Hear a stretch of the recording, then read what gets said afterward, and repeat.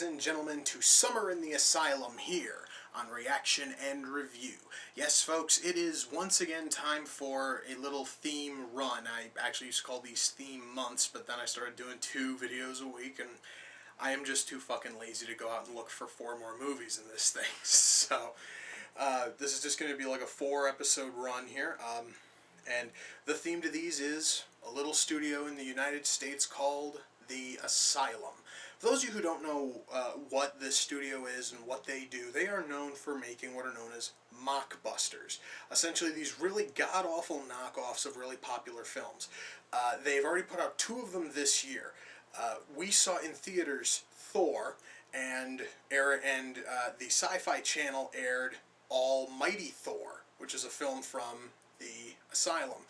We saw in theaters a film called Battle Los Angeles. They gave us The Battle of Los Angeles. And they have been doing this sort of thing for years. When we saw in theaters Indiana Jones and the Kingdom of the Crystal Skull, they gave us Alan Quatermain and the Temple of Skulls. You see, the titles are really similar. I have found 4 of them. I'm going to be covering them over the next 4 episodes. Tonight's episode is actually the newest one out of the 4. This one came out, where in the hell is that year? It came out, what do you know, in 2009. The film is called Paranormal Activity.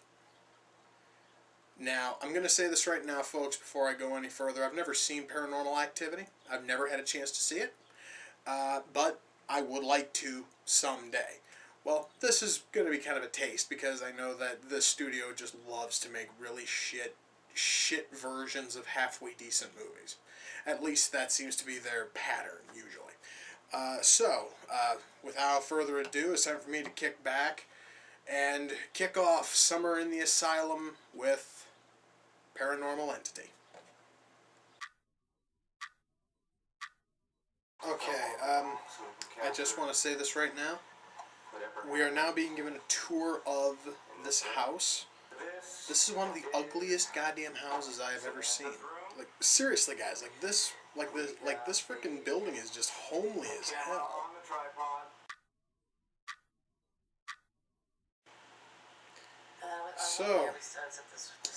So far we have 3 characters. Not a single one of them is in any way interesting, and we had a scene earlier that was just silence for like 2 minutes. It was just footage of nothing for, well, actually it was more like a minute and a half, but still. If this is how this movie is going to go, I really fear for my sanity over the course of the next 90 minutes or so. Oh boy, guys, we just had a TV just magically turn on and turn off, and a table shift. Ooh, real fucking frightening shit there, huh? God, what the hell is wrong with this goddamn movie? I honestly, guys, am really sorry if I don't have a whole lot to say. This movie really isn't giving me a whole lot to work with. I mean, so far the movie's been going for almost 20 minutes. There hasn't been a goddamn thing outside of a cross falling off of a wall and a table shifting. Somehow I cannot feel frightened by a film that is trying so desperately hard to not be scary. Oh, and now we just had a light bulb flicker. And it's still flickering. And I do not care. Because these are the kinds of special effects a 10-year-old could fucking do. Alright, I never thought I'd say this watching a fucking movie. But I'm just gonna say this because I want my misery to end.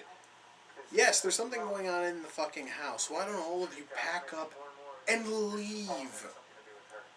Wouldn't common sense dictate that you should just leave if there's goofy shit going on in your fucking house? Just saying. I mean, at least that sounds logical to me.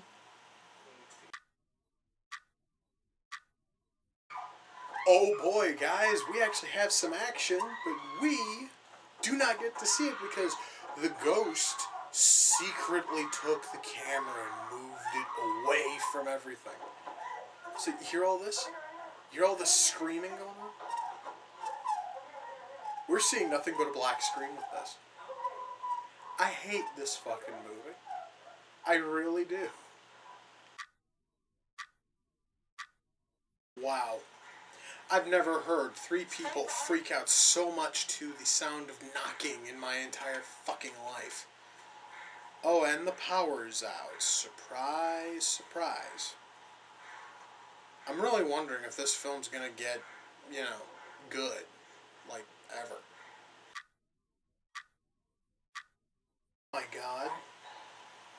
They're actually going to leave the house. Well, two of them are, right? Anyway, that is better than most of these fucking like horror films are ever able to churn up. The fact that 2 out of the 3 are actually willing to leave, but the third one wants to stay and fight off whatever the hell is in the house is still fucking stupid, but it's still progress. So wait a minute. This asshole knows that this ghost is able to run on the fucking ceiling because they saw footprints earlier. But he's going to hang fishing line and bells at approximately ankle height. So the only person who's bound to trip him is him. Did anyone working on this film look at that and go, plot hole? Guess not. Wait a second. Wait a second. That really loud, really fake sounding telephone ring was supposed to be coming from a fucking iPhone that is obviously shut off. But Mom, listen to me, just come home, right? Just come here as fast as you can. Oh god, this movie is just painful. You know, this shot seems really, really familiar. Oh, wait, it's the ending to the Blair Witch Project. Yeah, guys, they kinda stole the final shot of the Blair Witch Project without the twist. Well, it wasn't really a twist in Blair Witch, but it doesn't matter. I'm really stretching here, guys. I'm trying to find something to say about this goddamn movie, but it's not giving me anything. And apparently they have to rip another thing off from the Blair Witch Project. You guys might not be able to tell, but this right here is this here is kind of sort of the knockoff scene where she's holding the camera like right up her face. I'm so scared right now. Except this guy's got it on a tripod. He's sitting about 2 feet away. He's sitting a little bit farther back than I am here. And his entire face is covered in shadow. And just like everything else in this film, it's pointless. Well, folks, I believe that's it. We just got a couple of screens of text, and now the screen is completely black. We're not even getting closing credits here. It was just a couple of screens telling us, who died, who didn't die, yada, and fuck this shit. Okay. So, what to say about Paranormal Entity? Well, first of all, I stated this earlier in this episode that I had never seen Paranormal Activity, and this film was trying desperately to knock off Paranormal Activity. However, there are 2 other films I've seen that kind of went in like a similar direction. One of them was the Blair Witch Project. I even referenced the Blair Witch Project during the frickin' reaction portion. And Alien Abduction Incident in Lake County. Now, the difference between those 2 films and this one is that those 2 films knew how to edit properly, the acting was actually pretty good, the writing was sound, the story was, interesting. With this thing, folks, we have a cast of 4 people, only one of them actually knows how to act in even the slightest way. And that's the woman who played the sister. Her name is Erin Marie Hogan. Yeah, I actually have a cast list up right here. She actually is the only one who can even moderately act. Everybody else just cannot fucking carry a performance at all. The writing. Oh, dear God in heaven, the writing. Now, folks, I'm going to say this right now. The acting was really stilted, but the writing was even worse. So I'm going to assume that I can partially blame the god-awful writing for the horrible acting, because, well, you can only do so much with what is given to you. The special effects. The special effects were all sophomoric shit that anybody could do. In fact, almost every single effect could probably be accomplished using fishing line. That is how ghetto the spooky effects are in this film. There is very, very little blood. However, though, I was kind of sort of expecting that going in, even though I'm looking actually at the DVD cover art, and the DVD cover art features the sister, Samantha, drenched in frickin' blood, but that is right towards the end, and that's a shot that lasts for only a couple of seconds. So they basically are blowing their entire fucking gore load right on the DVD cover. Which honestly is not a bad thing, because frankly, guys, to me, gore honestly is not the be-all end-all for films. No. The biggest thing to look out for is decent writing, and this didn't have that, or decent editing, and this didn't have it either. Allow me to explain the issues when it came to editing. Now, once again, I have to go back to the Blair Witch Project and alien abduction incident in Lake County. Those would cut out a ton of downtime, unless the scene is supposed to be suspenseful, at which point they would keep the footage running, because it is just creepier for it to just constantly run and not cut. But here, there are long, lengthy patches of nothing, and the scene is not supposed to be suspenseful. It's just, there to kind of sort of fill up space and give you a little bit of like character depth and all this other shit. But the camera will just continue to run, or they have segments where it might have been scary if they would have trimmed at least most of it off.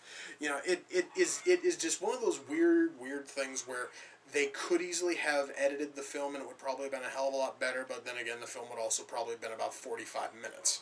So, yeah, guys, I'm telling you right now, this film would run a hell of a lot better at half its fucking length. I've never said that about any movie ever. I usually say, you could probably have trimmed about 20 minutes here or 45 minutes there. Well, actually, in this case, it is 45 minutes because the movie's only 90 minutes long. But still, I've never said that a film could stand to have half of its footage removed. I never thought I would say that, and this film has just led to this. Now, guys, as I have stated, this is the first in a 4-episode run where I'm going to be covering films from The Asylum. And so far, this studio is not shaping up to be all that good. In fact, right now, I would dare say that I have a feeling I'm going to hate everything I'm going to be watching for the next couple episodes, just because, oh man, if this thing is going to stand, oh good God. But hey, we're just going to have to wait until the next episode, and we'll see if the studio can churn out something a little bit better. So folks, until next time, take care, and I will see you all in the near future. Peace.